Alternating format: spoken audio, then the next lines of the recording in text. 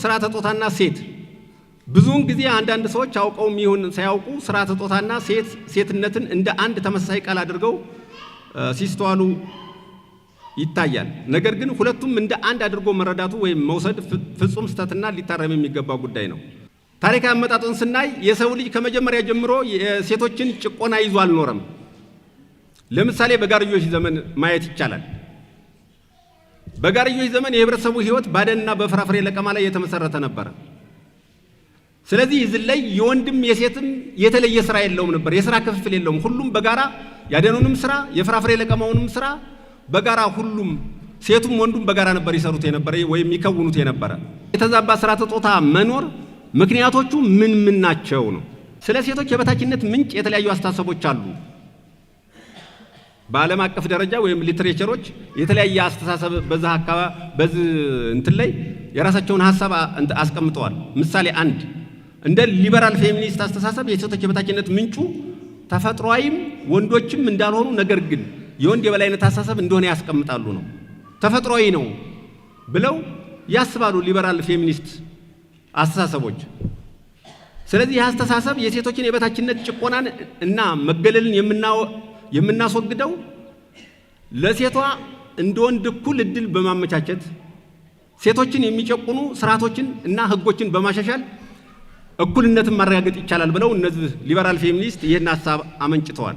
ይሄ ሰነድ ሪዛልቱ ምንድነው የሚለውን መመልከት ያለበት እዚህ ያለው አካል እንደ ግንዛቤ ሊወስደው ይችላል። ግን አስፈጻሚ ተቋማት አሉ። እነዚህ አስፈጻሚ ተቋማት በደንብ ሴቶች ላይ መስራት አለበት የሚል ሐሳብ ነው መስጠት የምፈልገው። ሴቶች ልዩ ትኩረት በቃ በተሰጠው አግባብ እዚህ ውሳኔ ሰጪ አካላት ላይ ቆንጠጥ ካለ እርግጠኛ ነኝ የሴቶች የበላይነት ማረጋገጥ ይቻላል የሚል እንትን አለ። የሴቶችን ጉዳይ የሴቶችን ጭቆና መንግስትም ተረርቶ ለብዙ ከመድረክ ሲነገርም እንደነበረው ብዙ ጊዜው ነው ግንዛቤ ሲሰጥ የሴቶችን 50% ተሳታፊ እንዲሆኑ ከማድረግ ከተለያዩ እድሎችን ከመስጠት አኳያ በርካታ ስራዎች እየተሰሩ የመጣበት አግባብ አለ።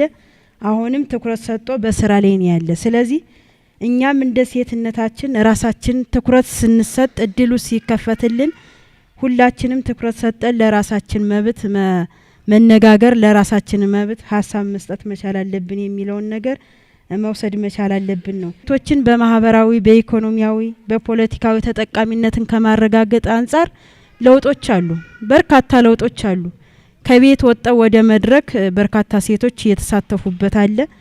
ግን ደግሞ ይሄንን ስናይ ደግሞ የሚቀሩ ነገሮች አሉ። በየገጠሩ ስናይ በተማረው አካል ላይም አሁን በተለይ ተማረው አካል ላይም ስንመጣ ሴቶች ከወንዶች እኩል የሚሰሩበት ሁኔታ ኖሮ ግን ያው የወንዶችን ሴቶች እንደሚሰሩ የማይቆጠርበት አግባብ አለ።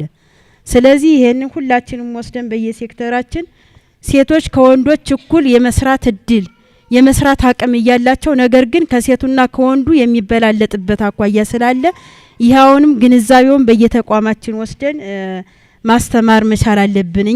እኔ መጀመሪያ ራሴ አሸንፌ በኔ ቤት ውስጥ ያለው ነገር ማሸነፍ ካልቻል የሚጠበቀ ተቀመጠ ተሰጠኝ ወንበር ልክ ደግሞ አጠቃላይ ተቀጣጣቢ ወርጄ መስራት ካልቻል ይሄን ማንጣት አንችልም። ስለዚህ እዚህ ያለ ሴት ተሳታፊዎች እዚህ ያላችሁ ወንዶች እኛንም ጨምሮ በተቻለ አግባብ ስራ መስራት ከቻል በዋናነት ደግሞ ተቋሙ ትኩረት ሰጥቶ በበላይነት ሞቢላይዝ እያደረገ ስራ መስራት የምንችል ከሆነ አውራምባን እንኳን መሆን ባንችል ቢያንስ የሚተጋጋ ነገር ማድረግ እንችላለን። ታስጣት ችግር የተነፈጉ ሴቶች ይኖራሉ። አልፎ አልፎ እኔ ላይም ሲመጡ ወደ እናንተ ምንልካቸው እናንተም ደግሞ በተደጋጋሚ ወደ የተቋሙ ምትሉት አላችሁ። ግን ደግሞ ያን ያህል ብዙ ነው ብዬ አላስብም። ስለዚህ እነዚህ ሴቶች የአካል ጉዳቶች ሊሆኑ ይችላሉ ወይም ደግሞ የተወሰነ የእይታ ችግር ያለባቸው የተወሰነ እንትን ያለባቸው ሴቶች ሊሆኑ ይችላሉ ወይ ባሎቻቸው እንደዚህ ሀብት አከማሚ ያላቸው እንደዚህ ሴቶች ሊያጋጥሙ ይችላሉና እነዚህ ሴቶችን ከተቋሙ ጋር ከተገናኙ በኋላ በኔ ክትትል አንድ ሴት ስለምትለኝ ነው ተቋሙ ላይ ያገናኛቸው ከዛም በኋላ ዞር ብላችሁ አታያቸው። ተቋሙ ላይ ማገናኘት ወይም በደለው ባለሙያ ላይ እና ተቋሙ ላይ ማገናኘት አንድ እርምጃ ነው። ችግራቸው ተፈታ የሚለው ግን እስከ መጨረሻው መከታተል ይጠይቃል የሚል እምነት አለ በግሌ። አሁን ሴቶችን ውሳኔ ሰጪ ከማረግ አኳያ በተለይ በመንግስት ደረጃ በፓርቲ ደረጃ እየተሰራ ያለው ስራ ትልቅ ነው። በሚኒስተር ደረጃ ወስደን ብናይ ትላልቅ የኢኮኖሚ ተቋማትን የሚመሩ ሴቶች ናቸው። ሁላችንም ስለምናውቅ ማለት ነው። ውጤታማም ናቸው። ሴቶች ታማኝ ናቸው፣ ቅን ናቸው፣ ሩህሩህ ናቸው። ይሄንን ስዘረዝር ወንዶች ይሄ የላቸውም ለማለት ፈልጌ አይደለም።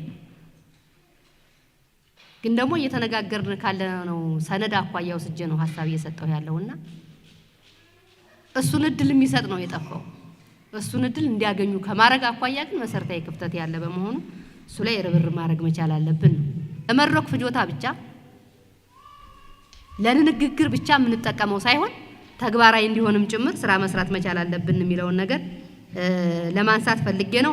ከ58 19 18 አካባቢ ሴቶች ብቻ የሚል ማስታወቂያ ወጥቶላቸው ተጠቃሚ ሊሆኑ የሚችሉበትን እድል ማግኘት ይችሉ ነበር።